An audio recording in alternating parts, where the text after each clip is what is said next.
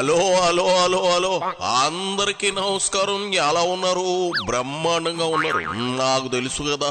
ఇదిగో మీరు మన రావు గారి రాచబండికి ఒక లైక్ ఇచ్చి కేకే న్యూస్ ని సబ్స్క్రైబ్ చేసుకుని అలా కూర్చోండి. మన రాచబండిలోకి వచ్చిన సెలబ్రిటీ ఎవరు చూస్తాను. ఎవరు బాబు? ఓహో, అంబటి వారు. యావయ్యా అంబటి, క్రాఫ్ దువ్వి అప్పుడే గుడ్డు పెట్టిన పారం కోడి పెట్ట మాదిరి తెల్లగా మెరిసిపోతున్నావు. ఏమిటి కదా? కొంపదీసి ఆ ముంబై హీరోయిన్ కథలో నీకు భాగం ఉందా ఏమిటి? అబ్బే ఏమీ లేదు. టైం కాని టైంలో మీడియా గొట్టాల ముందుకు వచ్చావు కదా, అనుమానం డౌటింగ్ అందుకు కొట్టేసింది లేవా? అది సరే, ఏటి మీ వైసీపీ నాయకులు హీరోయిన్లను కూడా వదలడం లేదట. అసలు ఈ విషయంపై నీ కామెంట్స్ ఏంటంటావు? షాక్ గురవటం అయ్యో సహజమైన సహజమైన అంశమా? నీకు బుర్రా బుద్ధి ఉండే మాట్లాడుతున్నావా? నువ్వు మాట్లాడేది మీడియా గొట్టాల ముందు మాట్లాడుతున్నావా అన్న విషయం మరిచిపోయావా? ఇలాగే ఒకసారి అన్ని చేస్తుందా, సగం సగం చేస్తుందా అని ఫోన్లో అడిగావు. నిన్ను అదప్పాతాళ లోకానికి ఆంధ్ర ప్రజలు తొక్కేశారు. అందుకే మాట్లాడేటప్పుడు ఒళ్ళు దగ్గరెట్టుకుని మాట్లాడాంబటి. ఇది నమ్మలేనటువంటి అంశంగా మాకు అనిపించింది. నమ్మకపోవడానికి మీ వైసీపీ బ్యాచ్ ఖద్దర్ నాయకులు అనుకున్నావా? కబడ్దార్ నాయకులు నీతో సహా. అమ్మా, మీకు అధికారం కట్టబెట్టిన పాపానికి ఆంధ్ర ప్రజలు చాలా తప్పు చేశాం బాబోయ్ అన్నట్టు చేసేసి ఒక్కొక్క నాయకుడు కోదాడ అమలాపురం బస్సుల్లాగా 2 గడపలను తొక్కుకుంటూ ఏం మేనేజ్ చేశారు స్వామి. ఆటక మీద ఒకళ్ళు, గడ్డివాం దగ్గర ఒకళ్ళు, బెడ్రూమ్ లో ఒకళ్ళు. చీ చీ చీ చీ చీ. మీ కామాన్ని తీసుకెళ్లి వల్లకాళ్ళు కలిపేయ్యా. మీరు మనుషులేనా? మీరు మనుషులేనా అని నాకు ఒక్కొక్కసారి అనుమానం డౌటింగ్ కొట్టేస్తుంటుంది. ఇదిగో ఆ దరిద్రాల గురించి ఎందుకులే గాని, ఇదిగో ముందు ఆ చేతిలో పేపర్లేటి దాని సంగతి చూడు. భారతదేశంలో ఉన్నటువంటి అనేకమైనటువంటి డెమోక్రసీని కాపాడాలనేటువంటి సంస్థ లైక్ ఓట్ ఫర్ డెమోక్రసీ అనేటువంటి ఒక సంస్థ మొన్న జరిగినటువంటి ఎన్నికల మీద, వాటి నిర్వహణ మీద కొన్ని అనుమానాలు చేయడం జరిగింది. ఎందుకు వ్యక్తం చేయరు? వై నాట్ 175 అన్నారు, 11 వచ్చి చచ్చేయట్రా. మొఖం ఎక్కడెట్టు తిరుగుతున్నారా అంబటి అని వ్యక్తం చేశారా?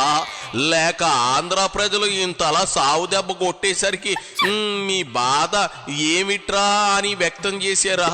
చేస్తే గీస్తే ఇలాంటి వ్యక్తం చేయాలి గాని ఎప్పుడో 100 రోజుల క్రితం జరిగిపోయిన ఎన్నికల గురించి ఇప్పుడు అనుమానం వ్యక్తం చేయడం ఏంటి అంబటి? మాకు కూడా ఉన్నటువంటి అనుమానాలు, ఈ అనుమానాలు వ్యక్తం చేయటం ద్వారా మరింతగా బలపడుతూ వచ్చాయి. నీ అనుమానం తాగలయ్యా. నువ్వు ముందు నుంచి అంతే, అన్నీ చేస్తారా అని మొదలెట్టావు, అడ్డంగా బుక్ అయిపోయావు. అయినా అమ్మటి మోకాళ్ళ నొప్పులతో జవసత్వాలు ఒడిసిపోయిన దిక్కులేని గాలిపటంలా ఏ పని లేనోడు పిల్లి తల గురిగాడు అన్నట్టు ఏదో ఒక పేపర్ అట్టుకొచ్చి మా టైం కాస్త ఎందుకు తగలేస్తున్నావు? సొల్లొద్దు, మ్యాటర్లోకి వచ్చేయి.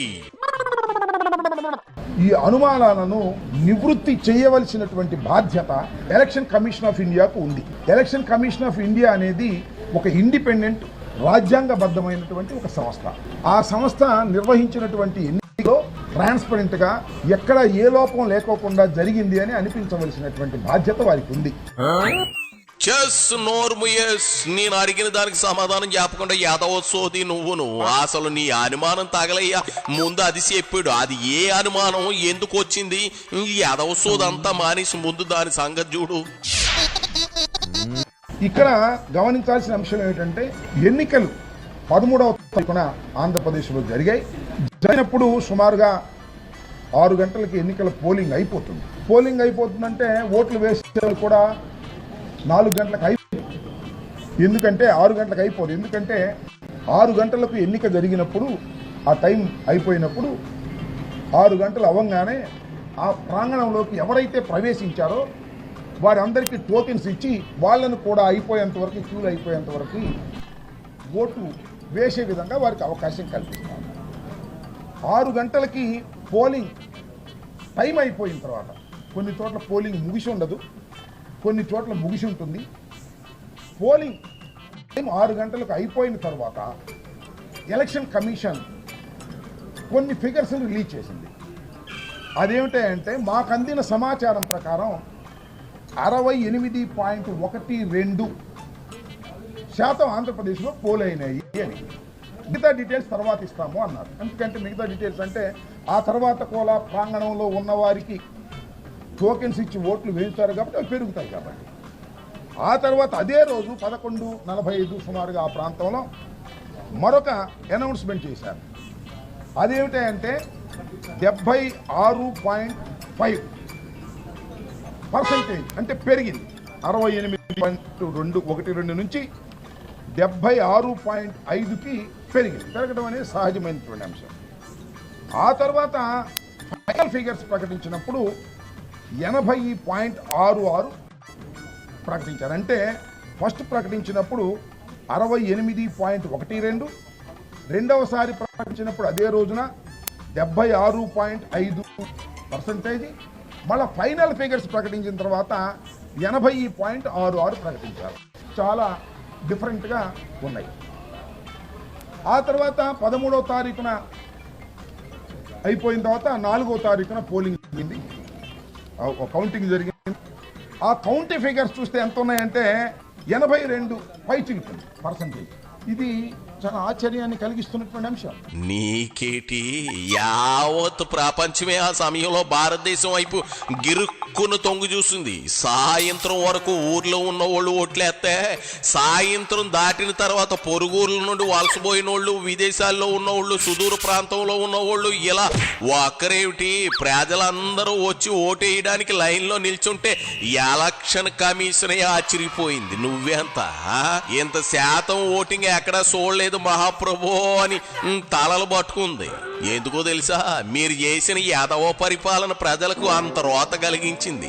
మిమ్మల్ని ఎలాగైనా వదిలించుకోవాలా, ఆంధ్రప్రదేశ్ నుంచి బయట గంటేయాలా అని.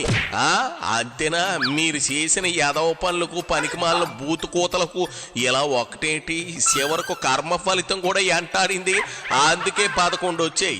చెప్పు, ఇంకా ఏదో చెప్తున్నావు. ఒకదానికి పొంతం లేనటువంటి అంశంగా అనిపిస్తా ఉంది. వాళ్ళు ఇచ్చిన ఫిగర్సే. దీన్ని క్లియర్ చేయాల్సిన అవసరం ఉంది. ఎలక్షన్ కమిషన్ ఈ అనుమానాలను క్లియర్ చేయాలి. ఫైనల్ ఫిగర్స్ కి కౌంటింగ్ కి మధ్య ఎందుకు తేడా వచ్చింది, లేదు పోలింగ్ టైం అయిపోయిన తర్వాత ప్రకటించినటువంటి దానికి మళ్ళా వాళ్ళే ప్రకటించిన ఫైనల్ ఫిగర్ ఎంత హైప్ ఎలా వచ్చింది. ఇట్ ఈస్ చాలా అన్యూజువల్ గా జరిగింది. జనరల్ గా ఎన్నికలు జరిగినప్పుడు, గత ఎన్నికలు ఒకసారి చూసినట్లయితే ఏం జరుగుతూ ఉంటుందంటే, ఎలక్షన్ కమిషన్ ప్రకటించిన తర్వాత మిగతా ఓట్లు వేయడానికి వేసిన తర్వాత ప్రకటించేదానికి సుమారుగా 1% 2% డిఫరెన్స్ కనిపిస్తూ ఉంది. ఇక్కడ ఏంటి 12% పైన కనిపిస్తూ ఉన్నది. ఇది చాలా అన్యూజువల్, ఎక్స్ట్రార్డినరీ. దీన్ని డౌట్ తీర్చవలసినటువంటి బాధ్యత ఎవరికి ఉంది? ప్రభుత్వాలకు కాదు, ఎలక్షన్ కమిషన్కు ఉంది. చూడంబట్టి నిన్ను డోకలో దాన్ని డిక్కీలో దొంగబెట్ట. ఇప్పుడే కదా చెప్పాను, వీటిని ఎన్నికల చిత్రాలు అంటారు. ఇందులో చివరిగా అంతిమ తీర్పు ప్రజలదే. మీరు చేసిన దరిద్రాలను ప్రజలు బాగా గమనించారు, దానికి సరైన తీర్పునిచ్చారు. ఇంకా ఇక్కడితో ఎదవ సోది ఆపి ఇంకా ఇంటికి దొబ్బేయి, నాకు చాలా పనులు ఉన్నాయి. వాళ్ళు ఇంతవరకు తీర్చినటువంటి పరిస్థితి అనేక సందర్భాల్లో అడిగినా కూడా చాలా మంది, మేం కాదు, చాలా మంది ఇండియాలో అన్ని మంది అడుగుతా ఉన్నా కూడా దానికి ఇంతవరకు కూడా ఆ అనుమానాలను నివృత్తి చేసేటటువంటి కార్యక్రమం ఎలక్షన్ కమిషన్ చేయకపోవటం వల్ల ఉన్న అనుమానాలు మరింతగా పెరుగుతూ ఉన్నాయి. దీన్నే ఒకసారి ఎలక్షన్ కమిషన్ ఆఫ్ ఇండియా ఆంధ్రప్రదేశ్కి తెలియపరచాలనే ఉద్దేశంతో మేము రావడం జరిగింది. యానక్కడికి మా తాత ఒక సామెత చెప్పేవాడు, గుడిసెల్లోకి దూరే యాదవకి గుడిసేటి బుద్ధులు ఉంటాయిరా అని. అలాగే ఆంధ్ర ప్రజలు సీకొట్టారురా మిమ్మల్ని అని బహిరంగంగా చెప్తుంటే వినవే. అయినా నువ్వు కూడా పని పాట లేక ఓడిపోయిన తర్వాత 4 బచ్చగాళ్ళని డబ్బులు ఇచ్చి వెనకాల తిప్పుకుని నా సమయాన్ని వృధా చేస్తున్నావు. నీ మొహం చూస్తే పంచమహాపాతకాలు చుట్టుకుంటాయి అంబటి. అర్జెంటుగా ఇక్కడ నుంచి దొబ్బే.